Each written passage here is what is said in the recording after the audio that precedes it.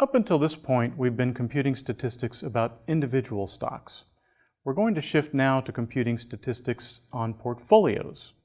We're going to focus on some of the most important statistics that are used to evaluate the performance of portfolios and accordingly portfolio managers. We'll define a portfolio as an allocation of funds to a set of stocks. For the moment, we're going to follow a buy and hold strategy where we invest in a set of stocks with a certain allocation and then observe how things go moving forward. We'll assume the allocations sum to 1.0. We want to be able to calculate the total value of a portfolio day by day by day. Once we have that information, then we can compute statistics on the overall portfolio. So let's start with an example.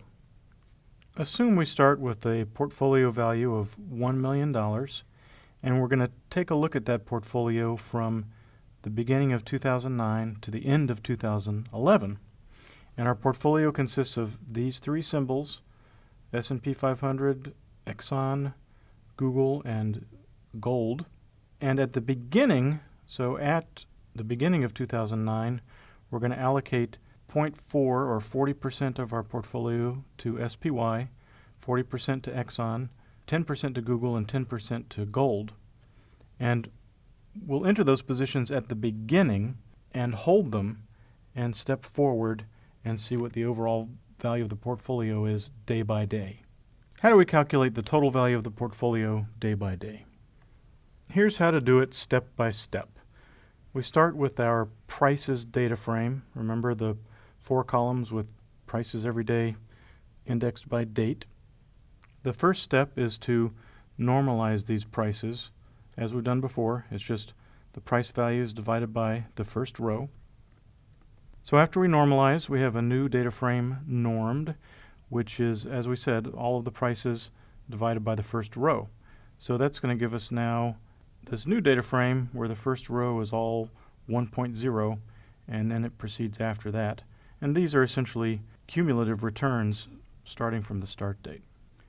The next step is to multiply these normed values by the allocations to each of the equities. So we just multiply normed times our allocations, allocs, and that gives us a new data frame, alloct. Now, as you remember, our allocations were 0.4, 0.4, 0.1, 0.1. So when we do that multiplication, the first row is going to represent those numbers, and the data after the first row will be sized accordingly.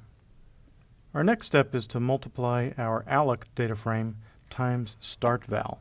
And what that'll give us is, in this first row, the amount of cash allocated to each asset, and then going forward, it'll show us the value of that asset over time. So we've got now a new data frame, pos vals. What that means is position values, that at each day, that's how much that position is worth. So we started out, for instance, with 400,000 for the first one, 400,000 for the second one, 100,000, 100,000. But now as we go forward each day, it's as if we invested, say, 100,000 in this one, and it reflects how much it was worth each day after that. Now that we have the value each day for the individual assets, we can calculate the total value for the portfolio each day by summing across each day. So on the first day, for instance, the value of the portfolio is 400,000 plus 400,000 plus 100 plus 100,000, or 1 million. Now those values change, of course, as the stock prices change going forward, so each day is a little bit different. We can calculate the value for each of these days by taking the sum of pos vals, position vals, using axis equals 1. So that's telling Python to sum across each row like that. So that sums each day across into port val, which now reflects the value each day for our total portfolio. Let's recap now. We start with our prices. We normalize that to the first day, so the first row here is all ones. We multiply times our allocations, and that gives us now in each column the relative value of each of those assets over time. We multiply by our initial investment, and that causes now each row to be the real value of that investment each day over time. starting with our initial allocations. If we then sum each row, we get the value of the portfolio on each corresponding day. And that's it. That's how you calculate daily portfolio value. We showed a moment ago how to go from prices to port val, which is the daily total value of the portfolio. Now that we have port val, we can compute a number of important statistics on the portfolio and thus assess the portfolio and the investment style of whoever's managing that portfolio. An important first calculation is to compute daily returns. We've talked about how to do that before, so I won't go over it here. But an important observation is whenever you compute daily returns, the first value is always going to be 0. And that's because on the first day, of course, there's no change. So we want to exclude that value from any calculations we do across all daily returns. It's easy to accomplish this with a simple Python statement, which is just to replace daily returns with daily returns where we just include the second row forward. And boom, we're rid of that first 0. Now that we have this information, we can compute 4 key statistics that everybody wants to know about regarding the performance of a portfolio. They are cumulative return, average daily return, standard deviation of daily return, and Sharpe ratio. Cumulative return is just a measure of how much the value of the portfolio has gone up from the beginning to the end. So to calculate that, we take the last val, which is port val of -1, which is this one, divide it by the beginning, and subtract 1. Average daily return is just the average of these numbers, so we just take the mean. Very simple. And standard deviation of daily return, again, simple, just use the standard deviation function right there. Now, Sharpe ratio is a little bit more complex than these other ones, so we're going to spend a little bit more time diving into Sharpe ratio. The idea for Sharpe ratio is to consider our return or our rewards in the context of risk. So as we mentioned before, most finance folks consider risk to be standard deviation or volatility. So we're looking for a measure that essentially adjusts our return for that risk. So here are a couple of examples that I want you to think about, and we'll have a little quiz associated with it. But we have 3 example charts here where we're comparing 2 stocks against one another. So in this first one, we've got ABC and XYZ, and both of them have about the same volatility, except one returns a little bit more than the other. In this next question, question 2, they both return exactly the same amount, but one of them is more volatile than the other. And finally, we have, again, these 2 stocks. One, ABC, returns 11%, XYZ returns 9%, but ABC is much more volatile than XYZ. So I want you to think about this and mark which portfolio or stock you think is better in each one of these examples. For number 1 here, ABC is the correct answer because its volatility is the same, but its total return is higher. So all else being equal, higher return is better. In this next one, the correct answer is XYZ. And the reason is XYZ had the same return as ABC, but it was less volatile. So, all else being equal, less volatility is better. Now, number 3 was a trick question. ABC has higher return, but it's offset by higher volatility. XYZ has lower return, but that's offset by lower volatility. So you don't really have enough information to make the choice here. You could sort of stand back and squint and look at it and tell you what your gut says, but we need a qualitative way to measure this, and that's what the Sharpe ratio is all about. Sharpe ratio is a metric that adjusts return for risk, and it enables us in a quantitative way to assess each of these example compared portfolios. So Sharpe ratio will show us, for instance, that in this case ABC is better because it has about the same volatility as XYZ, but higher return. If it were to assess these two, even though they both have the same return, it'll say XYZ is better because it's got lower risk. And finally, in this case, where these two are very close and it's hard for us as humans to determine which one is better, Sharpe ratio will give us a number that will help us determine between the two. So with regard to the numbers that Sharpe ratio ends up providing us, all else being equal, lower risk is better, higher return is better. Sharpe ratio also considers something called the risk-free rate of return.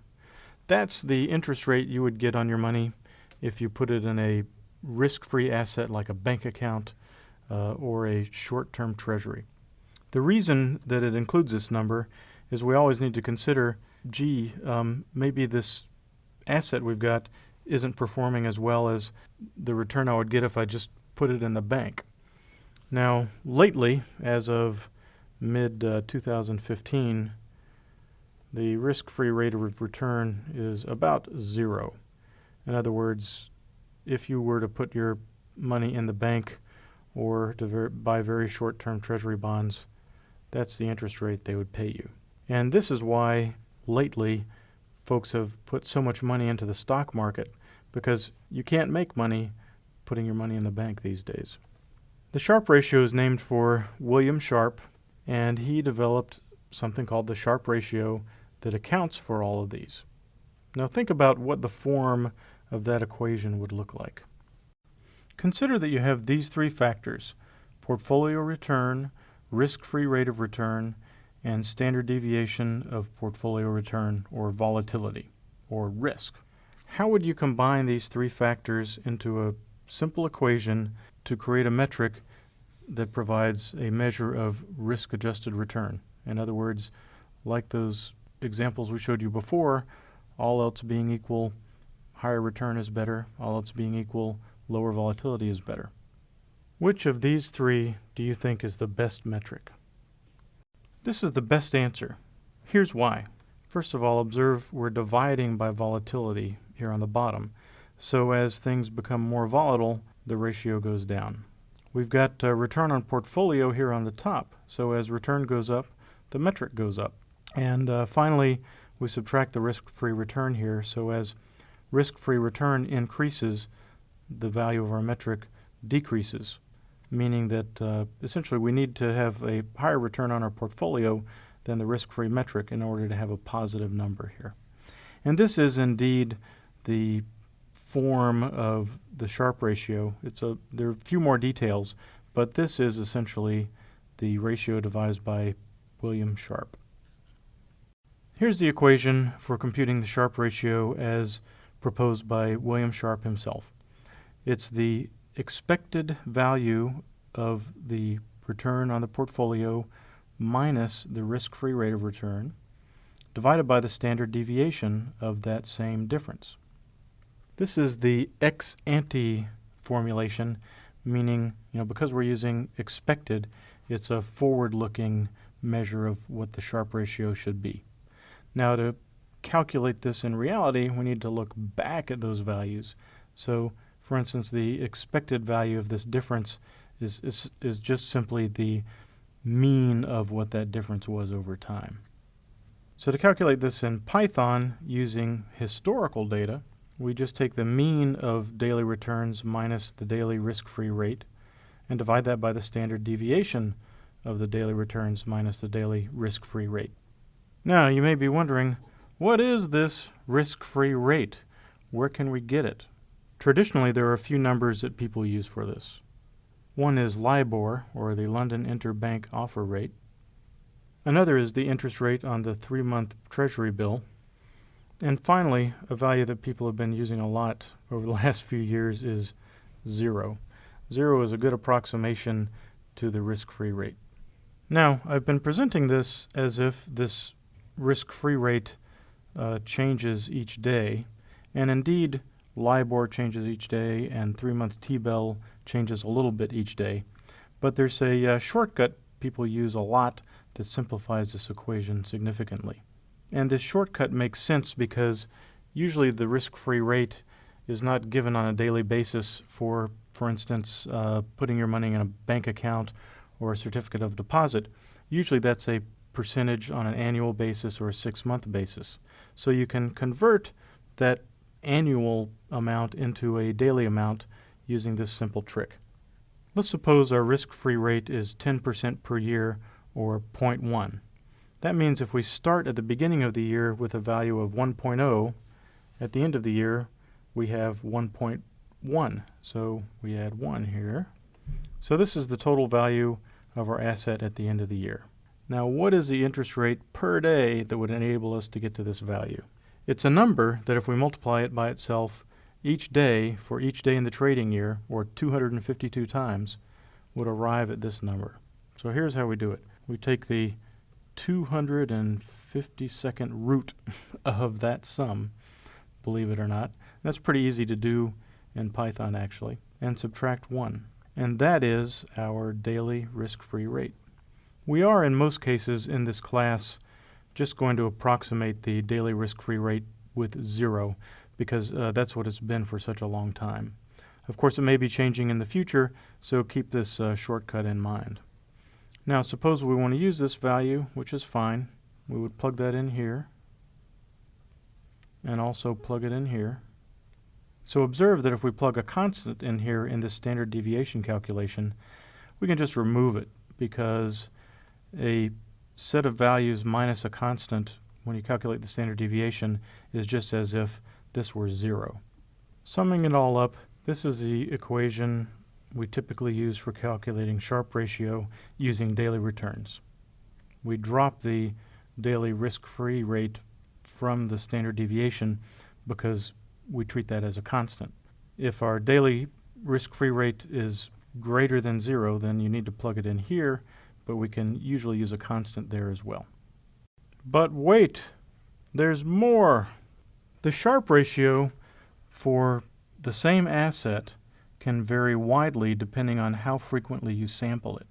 So in other words, if you sample the prices every year and compute your Sharpe ratio based on yearly statistics, you'll get one number.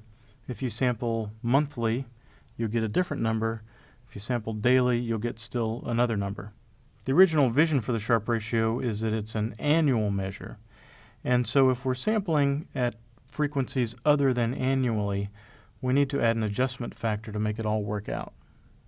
So if we have our original Sharpe ratio over here, we multiply it by an adjustment factor called K to get the annualized version. Now what is K? K is simply the square root of the number of samples per year. So for instance, if we're using daily data, there are 252 trading days per year, so K is the square root of 252. If we're, say, taking weekly samples, it'd be square root of 52. Important thing to keep in mind is the number in here is the rate at which we're sampling. So as an example, let's suppose we were trading for 85 days. Because we're sampling at a daily rate, we use this number for our K, square root of 252. Even though we only traded for 89 days, we use 252 here because we're sampling daily. It's the frequency at which we sample that affects this value for K. So recapping, if we sample the value of our portfolio monthly, K is square root of 12. If we do it weekly, it's square root of 52 because there's 52 weeks in a year. And if we sample daily, it's square root of 252.